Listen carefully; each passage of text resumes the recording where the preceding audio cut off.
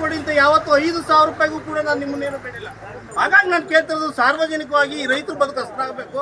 ನಾವು ಭಿಕ್ಷೆ ಬೇಡ್ತಾ ಇದೀವಿ. ತುರುವೇಕೆರೆಯಲ್ಲಿ ಹೇಗಿದೆ, ತಿಪ್ಟೂರಲ್ಲಿ ಹೇಗಿದೆ, ಗುಬ್ಬಿ ಆಗಿದೆ, ಶಿರಾ ಆಗಿದೆ. ನಮ್ಮ ಚಿನಹಳ್ಳಿ ತಾಲೂಕು ಮಾತ್ರ ಯಾಕ್ರಿ ಇದೆ? ನಾವೇ ಮಾಡಬಾರ್ದು ಪಾಪ ಮಾಡಿದ್ವಿ, ನಿಮಗೆಲ್ಲ ಮತ ಹಾಕಿಲ್ವಾ? ನಾವು 18 ವರ್ಷದಿಂದ ಮಾಡಿದ್ದು ಎಲ್ಲ ಮುರುಗ್ತಾನ ಅಂದ್ರೆ ಏನು ರೈತರೆಲ್ಲ ಅಂದರೆ ನಾವು ಹೋಗಿ ಅಲ್ಲಿ ಏನು ನಡೀತೈತೆ, ಏನು ಮಾಡ್ತದೆ, ಯಾವ್ದು ಜನ ಯಾವತ್ತು ಸೇರ್ತಾರ, ಸೋಮವಾರ ಸೇರ್ತಾರಣ್ಣ ಕರ್ಸ ಅಂತ ಹೇಳೋದು, ಯಾರೋ ಒಂದು 50-60 ಜನ ಸೇರ್ಕೊಳ್ಳೋದು, ಹೋಗಿ ಒಂದು ಲೆಟ್ರ್ ಕೊಡೋದು. ಇದೇಂದ್ರಿ ಹೇಮಾವತಿ ನಾಲೆ ಮಾಡಿ ತುಂಬ ಮಂದಗತಿ ನಡೀತೈತೆ, ಬೇಗ ನೀವು ವೇಗ ಪಡಿಸ್ಬೇಕು ಅಂತ ಅವ್ರ ಚೀಟಿ ತಗೊಂಡೋಗಿ ಅಲ್ಲಿ ಮನೆ ಕೇಳೋದು, ನಾವು ಚೀಟಿ ಕೊಟ್ಟು ಒಂದು ಮನೆ ಅಲ್ಲಿ ಏನಾಗ್ತೈತೆ ಅಂತಲೇ ನೋಡಿರಲಿಲ್ಲ ನಾವು 15 ವರ್ಷದಲ್ಲಿ. ನಾವು ಕೂಡ ದೊಡ್ಡ ತಪ್ಪು ಮಾಡಿದ್ವಿ. ಹಾಗಾಗಿ ಇವತ್ತೆಲ್ಲರೂ ಕೂಡ ನಾವು ಯೋಚನೆ ಮಾಡಿದ್ದೀವಿ, ದಿನನಿತ್ಯ ಏನೇನು ಕೆಲಸ ಆಗ್ತೈತೆ. ಈಗ ಮಂಜಣ್ಣವ್ರು ಹೇಳ್ತಾರೆ ಮಂಜಣ್ಣವ್ರು KGಯಲ್ಲಿ ಮಾಡ್ತಾರೆ, KGಯಲ್ಲಿ ಗ್ಯಾರೇಜ್ ಹೇಳ್ತಾರೆ, ಇಂಥದ್ದೇ ಆಗ್ತೈತೆ, ಇನ್ನು ಬಂದರೆ ಇಷ್ಟು ಮಿಷಿನ್ ಇದ್ದಾವೆ, ಇಷ್ಟು ವರ್ಕರ್ ಕೆಲಸ ಮಾಡ್ತಾರೆ, ಈಗ ಮಾಡ್ತಿಲ್ಲ ಅಂತ. ತುಂಬ ಜನ ರೈತರು ಜಮೀನು ಬಿಟ್ಕೊಟ್ಟು ಆ ರೈತರ ಜಮೀನಲ್ಲಿ ಕೆಲಸ ಆಗೋಯ್ತೆ, ದುಡ್ಡು ಬಂದಿಲ್ಲ ರೇ ಪಾಪ.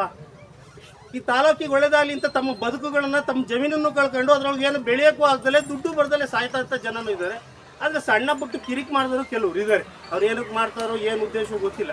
ದಯಮಾಡಿ ಅವ್ರಿಗೆಲ್ಲ ಕೈ ಮುಗಿ ಕೇಳ್ಕೊಂತೀವಿ. ನಿಮ್ಗೆ ಏನಾರ ಅಂತ ನೋವಿದ್ರೆ ಈ ಸಂಘಟನೆ ಸದಾಕಾಲ ಕೊನೆವರೆಗೂ ನಿಮ್ಮ ಜೊತೆಲಿರುತ್ತೆ. ನಿಮ್ಮ ಕಷ್ಟಗಳಿಗೆ ನಾವು ಕೊನೆವರೆಗೂ ಇರುತ್ತೆ. ನಾಳೆಗೆ ನೀನೇ ಕೊಡೋ ಚೆಕ್ಕಿಗೆ ಸೈನ್ ಹಾಕಿ ಅಂತ ಕೇಳಿ ನಾವು ಕೊಡೋಂಥ ಶಕ್ತಿ ಇಲ್ಲ, ಆದರೆ ಕೊಡ್ಸೋಂಥ ಶಕ್ತಿ ಇದೆ. ಇವತ್ತೆಲ್ಲ ನಾಳೆಗೆ 2 ದಿನ ಲೇಟ್ ಆಗಲಿ ನಾವು ಕೊಡಿಸ್ತೀವಿ. ಎಲ್ಲ ರೈತರ ಪರವಾಗಿರ್ತೀವಿ. ನಾವು ಇದರಲ್ಲಿ ಹುಟ್ಟಿದ್ದೀವಿ ಭೂಮಿ ಮೇಲೆ. ನಿಮಗೆ ಈ ಕೊರೋನಾ ಬಂದಾಗ ನೆನಪಿರಬೇಕು, ಒಂದು ಆಕ್ಸಿಜನ್ಗೆ 16,000 ರೂಪಾಯಿ ಒಂದು ದಿವಸಕ್ಕೆ, 24 ಅವರ್ಸ್ಗೆ ಒಂದು ಆಕ್ಸಿಜನ್ಗೆ 16,000 ರೂಪಾಯಿ. ಇವತ್ತು ನಾವೆಲ್ಲರೂ ಆಕ್ಸಿಜನ್ ಯಾರು ದುಡ್ಡು ಕೊಟ್ಟು ತಂತಾ ಇದೀವಿ ಇವತ್ತು. ಈ ಪರಿಸರ ಕೊಡ್ತೀವಿ, ಈ ಪರಿಸರನ ಹಾಳು ಮಾಡ್ತಾ ಇದೀವಿ ನಾವು.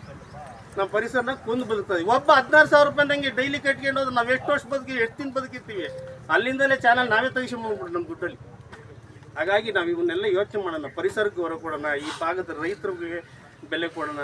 ಎಲ್ಲರಿಗೂ ಕೂಡ ಸಾರ್ವಜನಿಕರು ಇಂಥ ಹೋರಾಟಗಳಲ್ಲಿ ನಾನು ನೋಡ್ರಿ, ನಾನು ಒಂದು ಪಕ್ಷದಲ್ಲಿ ಇದ್ದೀನಿ, ನಾನು ಒಂದು ವ್ಯಕ್ತಿಪರವಾಗಿದ್ದೀನಿ. ನಾನು ರಾಜಕೀಯನ ಬಂದಾಗ ನಾನು ರಾಜಕಾರಣ ಅಷ್ಟೇ ಗೊತ್ತಾಯ್ತು. ಆದರೆ ನಮ್ಗೆ ಏನಾರು ಅನ್ಯಾಯ ಮಾಡ್ಯಾರ ಅಂದರೆ ಅವ್ರನ್ನೆಲ್ಲರನ್ನೂ ಕೂಡ ಪ್ರಶ್ನೆ ಮಾಡ್ಬೇಕು.